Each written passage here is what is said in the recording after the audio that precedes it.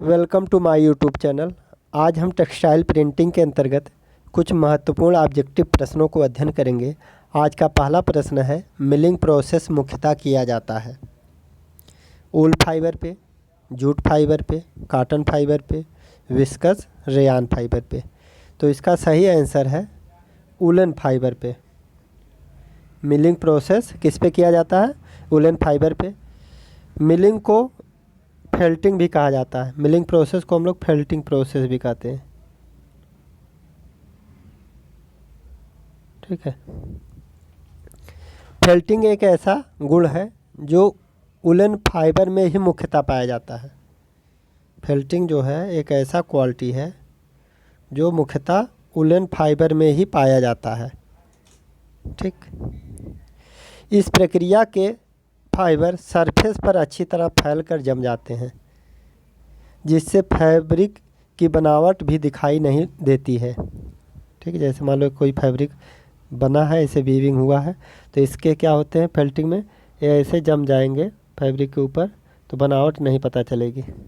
ठीक है। बनावट नहीं दिखाई देती। इस तरह के फैब्रिक बहुत गर्म होते हैं।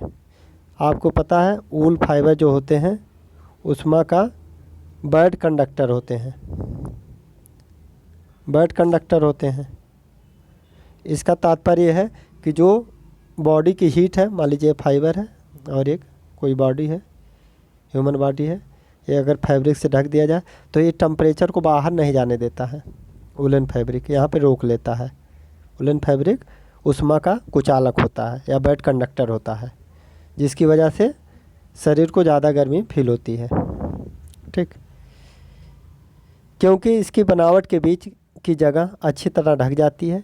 इस तरह के गुण लाने के लिए जिस मशीन का प्रयोग किया जाता है उसे मिलिंग कहा जाता है।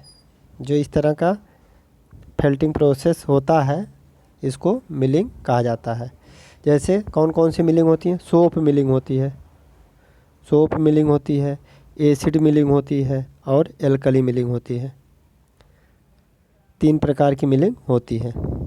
ठीक है। इसके बाद हम नेक्स्ट क्वेश्चन को देखते हैं। सिल्क फैब्रिक की ब्लीचिंग की जाती है। पहला ऑप्शन है ब्लीचिंग पाउडर से, दूसरा ऑप्शन है हाइड्रोजन पेरोक्साइड से, तीसरा सोडियम हाइपोक्लोराइड से, चौथा नन ऑफ दीज। तो ब्लीचिंग के ये तीनों प्रोसेस हैं, लेकिन आपको पूछा गया सिल्क फैब्रिक की ब्लीचिंग की जाती है।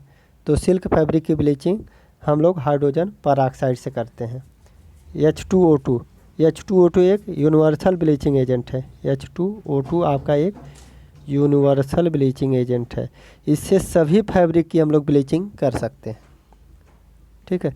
सोडियम हाइपोक्लोराइड, इससे आपकी कॉटन फैब्रिक की ब्लीचिंग करते हैं, जो ज़्यादा दिन तक ब्लीचिंग रहती है, मतलब लंबे समय तक इस फैब्रिक को वाइट रखता है, येलोइश नहीं होने देता है। ब्लीचिंग पाउडर से भी अच्छी होती है, इसमें रूम टेम्परेचर पे हो जाता है ब्लीचिंग पाउडर से ब्लीचिंग। ठीक है। ब्लीचिंग के दौरान कास्टिक का यूज नहीं करते, क्योंकि वूल और सिल्क कास्टिक से रिएक्शन कर लेते हैं। ब्लीचिंग करते समय हम लोग कास्टिक का, सोडियम हाइड्रोक्साइड का यूज नहीं करते हैं। सोडियम हाइड्रोक्साइड का यूज करने से वूल और सिल्क की स्ट्रेंथ जो होगी कम हो जाएगी। वूल और सिल्क फाइबर जो होंगे कमज़ोर हो जाएंगे। इसके बाद नेक्स्ट क्वेश्चन देखते हैं। इसमें से कौन आफ्टर ट्रीटमेंट प्रोसेस है? पहला ऑप्शन है स्टीमिंग प्रोसेस, दूसरा है क्यूरिंग प्रोसेस, तीसरा है एजिंग प्रोसेस, चौथा है ऑल ऑफ दीज। तो सभी हैं आफ्टर ट्रीटमेंट, सभी हैं। स्टीमिंग भी है, क्यूरिंग भी है, एजिंग है। सब में केवल टेम्परेचर और टाइम का अंतर है। टेम्परेचर और टाइम का अंतर है। ठीक है। सभी प्रोसेस में टाइम और टेम्परेचर का अंतर है। स्टीमिंग में क्या होती है? ड्राई करने के बाद स्टीमिंग में ड्राई कर लेंगे, उसके बाद 5 से 15 मिनट के लिए प्रोसेस होता है। 5 से 15 मिनट में प्रोसेस हो जाता है। इसमें जैसे आपका प्रोसियन एच होता है और एक रिएक्टिव डाई में एक प्रोसियन एच होता है, एक प्रोसियन एम होता है। प्रोसियन एच में अगर टाइम देखा जाए, प्रोसियन एच में तो 5 से 15 मिनट टाइम लगता है, 5 से 15 मिनट। ठीक, प्रोशियन यम से अगर प्रिंट किया जाए, प्रोशियन यम से, तो इसमें 15 सेकंड का समय लगता है। प्रोशियन यम में 15 सेकंड। इसी को प्रोशियन यम को कोल्ड ब्रांड बोलते हैं, प्रोशियन एम को कोल्ड ब्रांड बोलते हैं, प्रोशियन एच को हॉट ब्रांड बोलते हैं। रिएक्टिव डाई दो प्रकार की होती है, एक कोल्ड ब्रांड और एक हॉट ब्रांड। तो यम वाली जो थी कोल्ड ब्रांड की थी और एच वाली हॉट ब्रांड की थी। ठीक है। विस्कस रेयान को वेट स्टीमिंग करना पड़ता है। अगर विस्कस रेयान फैब्रिक पर प्रिंट किया गया है तो हमें क्या करना पड़ेगा, वेट स्टीमिंग करनी पड़ेगी। इसके बाद हम नेक्स्ट क्वेश्चन को देखते हैं। आफ्टर ट्रीटमेंट का मुख्य उद्देश्य होता है डाई को फिक्स करना, थिकनर एंड अदर केमिकल को हटाना, बोथ, नन ऑफ दीज। तो इसका सही आंसर है बोथ। डाई को फिक्स किया जाता है आफ्टर ट्रीटमेंट में और थिकनर और अदर केमिकल्स को हटाए जाते हैं। ठीक है। इस आफ्टर ट्रीटमेंट जो होते हैं उसमें होता है स्टीमिंग, क्यूरिंग, एजिंग, सोपिंग और वॉशिंग। ये 5 प्रोसेस करना पड़ता है। फैब्रिक को प्रिंट करने के बाद हमें ये 5 प्रोसेस की आवश्यकता पड़ती ही है। ठीक है। इसके बाद हम नेक्स्ट क्वेश्चन को देखते हैं, या फिर इसका explanation. Thickener and other chemicals को क्यों हटाते हैं? अगर थिकनर नहीं लगाएंगे तो फैब्रिक सॉफ्ट फील नहीं दिखेगा, या कलर अच्छा नहीं, लाइट या डार्क कलर नहीं दिखेगा, उसी में छिप जाएगा। थिकनर का काम होता है फैब्रिक को क्या नाम है, केमिकल को थिक करना। थिकनर का काम होता है केमिकल को थिक करना। ठीक है। फैब्रिक को केमिकल को गाढ़ा करना थिकनर का मेन काम होता है। कुछ ऐसे थिकनर हैं जैसे स्टार्च हो गया, CMC हो गया, कार्बोक्सी मेथाइल सेलुलोज हो गया, सोडियम एलिग्नेट हो गया, सोडियम एलिग्नेट हो गया। ये सबसे अच्छा थिकनर माना जाता है। ये मैनमेड है लेकिन बहुत अच्छा थिकनर माना जाता है सोडियम एलिग्नेट। ये सब थिकनर को हटा देते हैं। और अदर केमिकल जैसे आपका मान लीजिए उसमें pH मेंटेन किए हैं बेसिक मीडियम से, जिसका pH 7 से 12 होगा, 7 से 14 के बीच में, या फिर pH मेंटेन किए हैं उसमें 0 से 7 के बीच में, 1 से 7 के बीच में, तो उसको न्यूट्रल कर लेंगे। या फिर उसमें डिफॉर्मिंग एजेंट यूज किया गया, अदर केमिकल में डिफॉर्मिंग एजेंट यूज किया गया, उसको हटा देंगे। कोई कैरियर यूज किया गया होगा, उसको हटा देंगे। ठीक है। इन सब केमिकल को हटा देते हैं वॉशिंग के माध्यम से। इसके बाद नेक्स्ट क्वेश्चन है, मुख्यतः एजिंग चैम्बर की लंबाई होती है 8 से 14 मीटर, 6 से 20 मीटर, 8 से 25 मीटर, 10 से 20 मीटर। इसका आंसर आप लोग कमेंट बॉक्स में करिएगा, इसकी लंबाई कितनी होती है। इसके बाद नेक्स्ट क्वेश्चन है आपका, रैपिड एजर प्रोसेस का तापमान कितना होता है? 100 से 120, 130 से 150, 150 से 180, 160 से 200। तो इसका तापमान जो होता है 100 से 120 होता है रैपिड एजर। ठीक है। एजर में भी एक रैपिड एजर आता है, और जो टाइम लगती है 5 से 15 मिनट, 5 से 10 मिनट, 5 से 10 मिनट इसमें समय लगता है। रैपिड एजर में 5 से 10 मिनट का समय लगता है। टेम्परेचर 100 से 120 डिग्री सेंटीग्रेड होता है। इसके बाद हम नेक्स्ट क्वेश्चन को देखेंगे,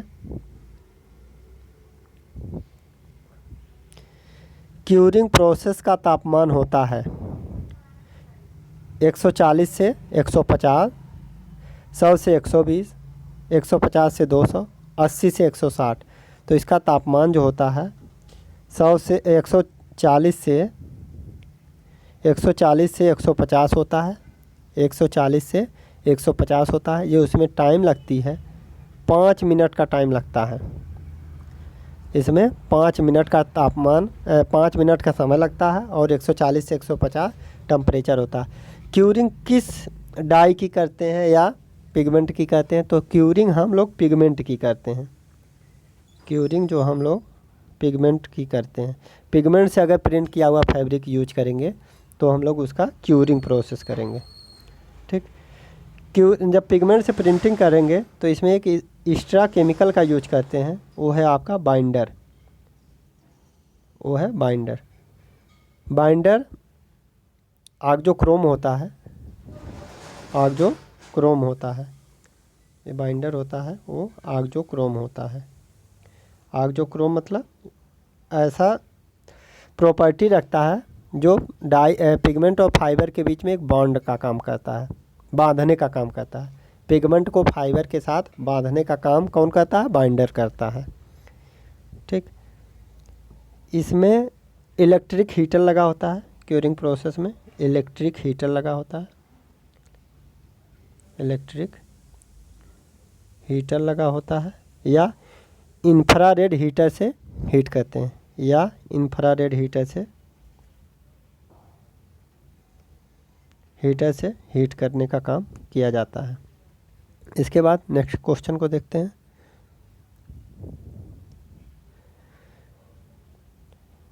वॉशिंग प्रोसेस किया जाता है सोपिंग से पहले, सोपिंग से बाद में, प्रिंटिंग के समय, या इनमें से कोई नहीं। तो वॉशिंग प्रोसेस जो होता है सोपिंग से पहले किया जाता है। वॉशिंग जो प्रोसेस होता है सोपिंग से पहले किया जाता है। सोपिंग करने से जो अनफिक्स डाई होती है वो हट जाती है। सोपिंग करने से अनफिक्स डाई जो होती है हट जाती है। एजोइक डाई में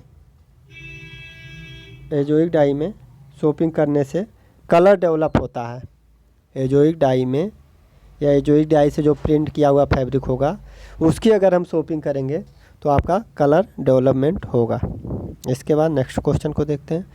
सोपिंग प्रोसेस निर्भर करता है नेचर ऑफ द फैब्रिक पे।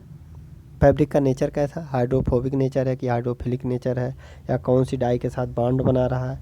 Type of the die stuff, die stuff कैसे, कौन सी डाई है, या बोथ, या फिर चौथा ऑप्शन है नन ऑफ दीज। तो इसका सही आंसर है बोथ। 9 नंबर का सही आंसर है बोथ। ऊल और सिल्क की सोपिंग नहीं करते हैं।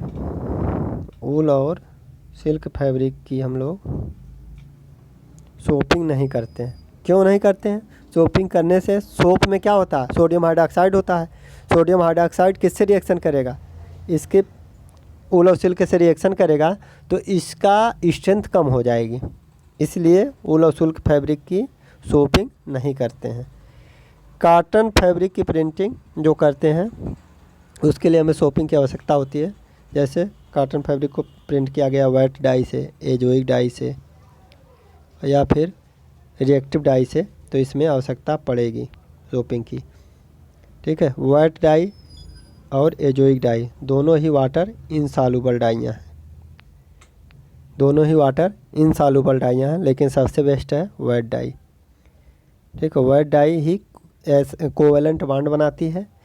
एजोइक डाई का ड्रॉबैक है, इससे स्किन कैंसर होने के चांसेस ज़्यादा होते हैं। ओके, थैंक यू, मिलते हैं हम नेक्स्ट वीडियो में।